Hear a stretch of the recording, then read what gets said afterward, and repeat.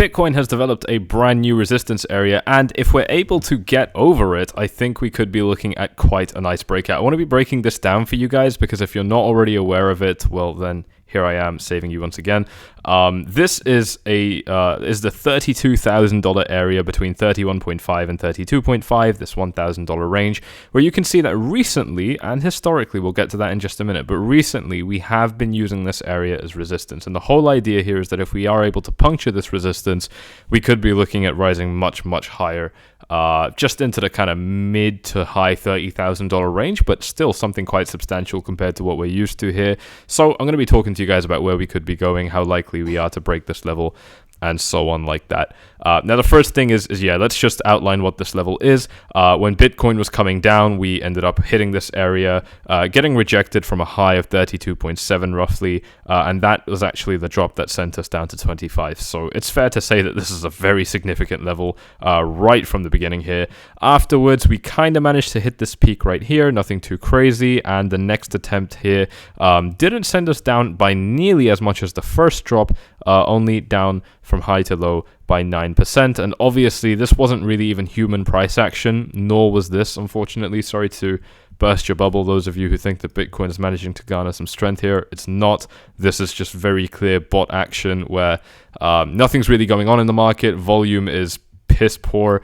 And so what's actually going on right here is, bots are pushing the market into areas with higher liquidity in order to liquidate people, in order to stop people out, and then pushing them right back down as well when people get excited. So we will hopefully be seeing some reflection of this in the Fear and Greed Index. Let's just take a quick peek at this as well. I'm doing my first bit of analysis for the day right here. And readings of 13 up to 15 now. So, I think that is working just a little bit to excite people. But now this is not genuine price action. Okay, you need to be able to keep this kind of stuff in mind, because if you don't know this and you buy the hype, you're going to be in trouble. So, especially if you're doing it on leverage, because this is designed to screw people on leverage. By the way, if you're wondering where I trade on leverage, you already know the deal. It's all happening on Bybit. My connection is quite poor right now, but here we are.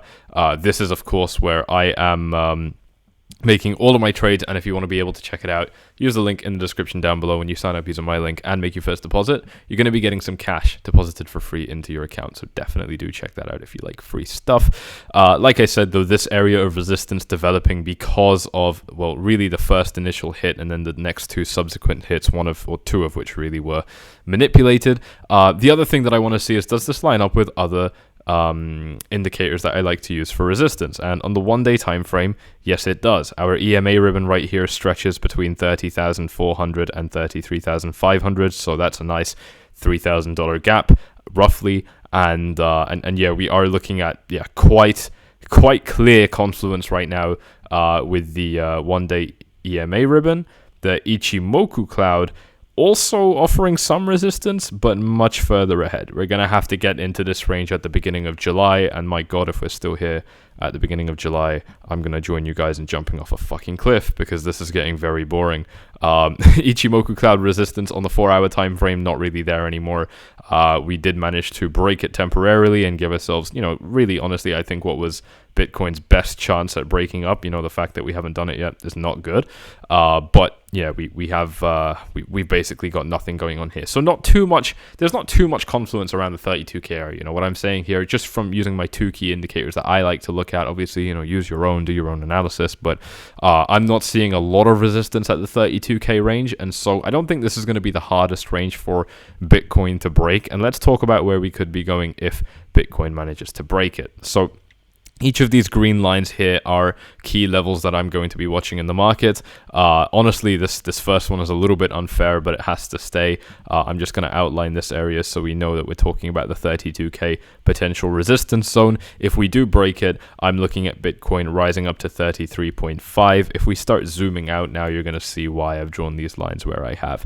This 33.5 line, like I said, while it's not super fair because it's very close, it is still important on the chart. You can see a nice big bounce over here. It actually comes off slightly lower at 33, and you can see quite a few key reversals going on right here on the daily time frame. Obviously, key reversals are what we look for to validate support or resistance levels, and there's a lot going on right here with candle bodies, with wicks.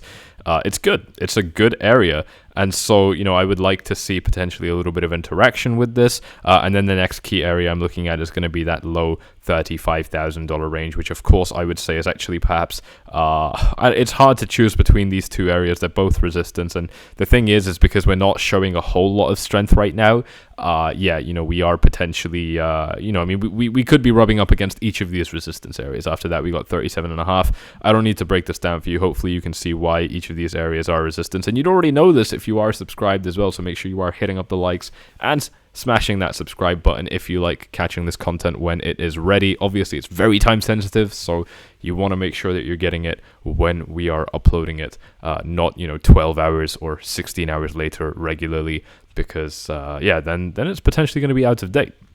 One of the key things that I just want to bring our attention back to, though, is, the fact that Bitcoin has now kind of been trading sideways in this range. If I just kind of, draw what this is potentially starting to look like, or range a little bit like this, because of this kind of boxy design, we have got quite clear resistance. And again, so this point, hopefully I've made it clear by now, but because we're now establishing resistance up ahead, we have a very clear idea of what it's going to take for Bitcoin to be bullish. And that is good. When bulls are looking for footing in order to take the market higher, one of the best things that bulls can have is some clear objective, some clear line that they have to break in order to know that they're bullish, right? So obviously one of the most obvious levels will be $69,000 because that's our all-time high.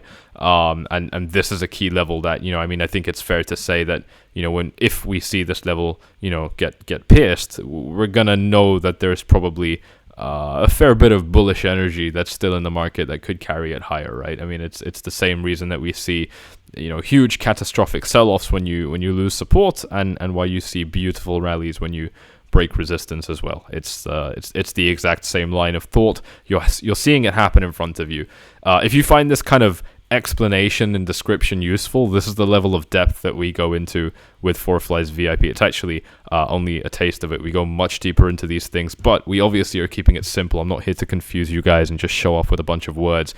I like to think that we genuinely understand these charts, and if you want to be able to understand these charts at a glance as well, that's what we're putting forward in VIP. And of course, you're watching me trade in real time as well. I've just managed to rip a decent trade on Bitcoin. I'm slightly happy with it. I made some money on it, and quite an impressive trade on Ethereum as well, which actually I think went to my 50% profit target as well. So that was absolutely phenomenal. Both those trades went inside of VIP. They've been happening recently. So and this is very recent, this Ethereum trade. This is only a few days. So if you're not inside already, you are missing out. And if you want to be able to fix that, then you know what to do. Hit up the first link in the description down below. Click on the @4flies button at the bottom of any post, and then click on send message to ask me how to join. The instructions are in the description. It's just the first link down below. Pause the video now, go ahead and check it out, and then come right back. But let's move us back to Bitcoin and just talk about this resistance zone. Like I said, if we are able to pierce it, some of these resistance areas up ahead could become problematic. One of the big ones that I want to look at is the weekly time frame EMA ribbon. We are kind of potentially shifting into a not so nice long-term market structure. I still don't think that's the case. I honestly do not think we're in like a year long. I would not be surprised if Bitcoin managed to break this all-time high by the end of this year. I've said this already relatively recently, but I just want to remind you guys about that. And the key reason for this is, hopefully this isn't going to come as a surprise by now, but when Bitcoin rallies, it can rally really quickly. It can basically this was basically Bitcoin doubling nearly 82% in 50 days. And so if we're able to pull off, I know it's not quite an 82% in order to break this all-time high. It's 130% rally, but even then, if we look at this from our low right here to this high, and obviously this was perhaps an exceptionally strong rally, this still took less than 4 months to pull off a 136% move. And obviously we've got 6 months left in the year, so obviously it's tight, but the thing I want you guys to keep in mind is, this is not necessarily the fastest rally we've seen. Obviously, we've seen faster rallies right here. If we look at the break of the 20K level that happened on this week, up to the 65K all-time high, this was 4 months to more than triple. That was a 2.4 I'm sorry, 3.4 times gain right there. And that's just to the all-time high. I mean, the first high took 3 weeks for the price to double. I mean, if we're looking at 3 weeks for the price to pull 120%, we're already basically, brushing up against that all-time high. And that could happen by the end of this month if Bitcoin moves at a similar pace to what happened last time. And I think that's really, really important to keep in mind, because a lot of people are just completely failing to see how the market can come back to life, and that's fine. We want people to lose faith of these things. I mean, as the wolf, as the bull or the bear that's actually going to make money. We don't want to be in broad agreement with people. You guys have heard me say this before. I'm not here to fucking make friends. I'm not here to hold hands and get in a fucking circle talking about how I agree with someone else's analysis or whatever. This is quite a difficult. This is a fucking trading game. I mean, this is not easy, and so one of the things I want to do is always just be consciously aware of the other traps that people are falling into, which right now looks like people just completely being unable to see how Bitcoin could recover, and obviously that's how every single market bottom tends to form. So just want to be pointing that out and reminding us about these very, very important facts. Obviously, we would have been able to remind ourselves about this a few weeks ago, even a few months ago, definitely, but now it's getting a little bit more difficult, right? And that's why I'm here to, again, just remind you guys about those things. And if you do appreciate that, do me a favor, smash up the likes and subscribe if you haven't done so already. Once again, the way this gets translated into trades inside of VIP is very, very powerful. So you see all of that process, plus, of course, all of my reasoning behind what I'm doing and the exact information on what I'm trading, where I'm trading it, when I'm trading it, my entry levels, stop losses, targets, and so on, with explanations for why I've chosen those levels. It's a very, very in-depth look behind the scenes on what trading looks like for me. And so if you think that would be cool, then you can check that out with the first link in the description. Once again, the instructions to join are right there. The other thing that I'd like to talk about is the flip side, the not so nice, slightly uglier flip side to what we could be looking at right here. This is obviously the support level, and this is a lot better defined in my opinion. This is the new key level to break, and until we break this level, we are, for all intents and purposes, going to be in an equilibrium as far as I'm concerned. And what that means is basically the bulls and the bears are even. There's not really anything going on. Obviously, in circumstances like this, when bulls and bears are equal, I am going to have to give the bears a little bit more bias because we're in a downtrend already. But with that said, I've got good reasons to believe that, this market could actually just be done with its correction already. What I'm looking for is this breakout to tell me that that's the case. If we do manage to get this breakout, then obviously we're going to do a few things. I mean, not only are we going to break an important resistance level and potentially rise up to the next one, but, we're also going to potentially have this area as support to come back down to, and that would be a very, very important building block for recovering this market right here.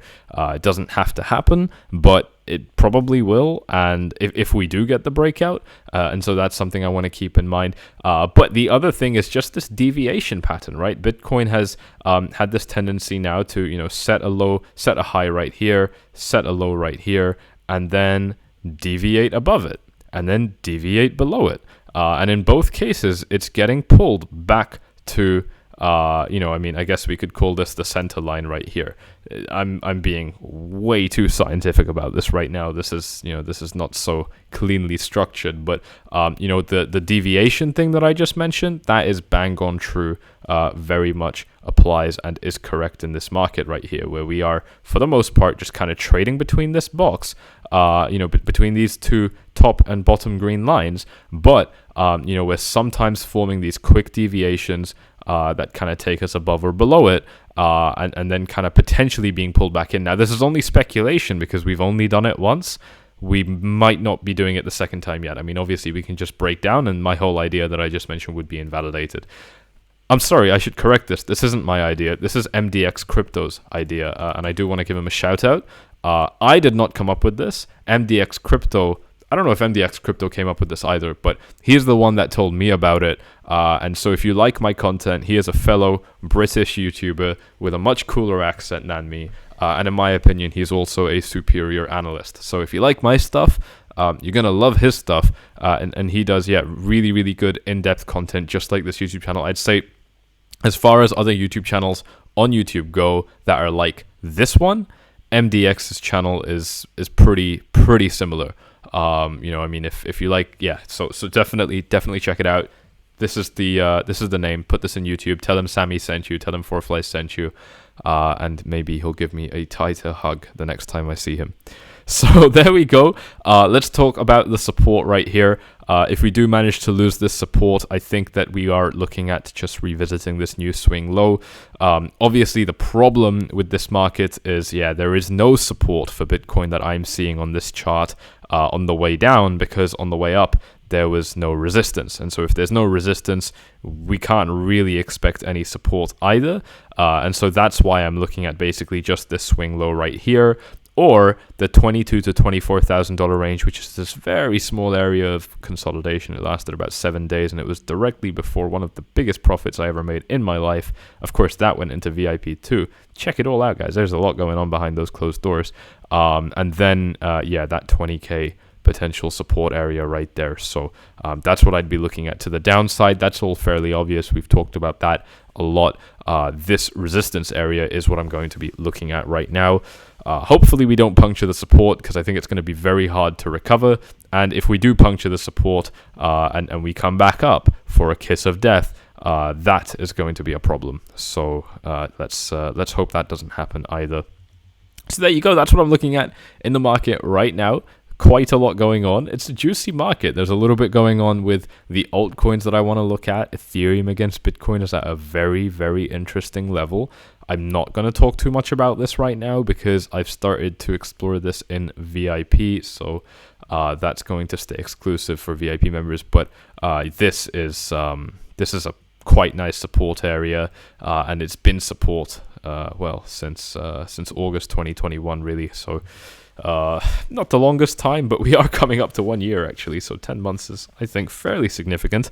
And obviously Ethereum's actually been following this, staying between these two basically support resistance areas pattern with one deviation. It's followed that much more than Bitcoin has, although Ethereum also hasn't had its deviation to the downside yet, potentially. So that is something to keep in mind. This is just Ethereum against Bitcoin, of course. This isn't Ethereum against the dollar, which also looks very interesting for other reasons. It's potentially in a little bit of a more clear kind of broadening wedge, perhaps something a little bit like that, which would generally, I would expect, break to the upside as well. I don't want to draw too much of a conclusion on that just yet, because last time we did this, we dropped down quickly, then we dropped down slowly, then we dropped down quickly, and now we're dropping down slowly again, potentially indicating that we might be ready for another one of those big legs. Of course, you can get, I think, a perhaps more fair look at what's going on if you hide the candles and you just look at these lines. And this shows us that, initially the sell-off happens quickly, then we basically pause, we give bulls a little bit of hope, and then that hope is removed, and we're potentially doing it again right now. I'm only making this chart, completely naked so that you can visualize what might be going on.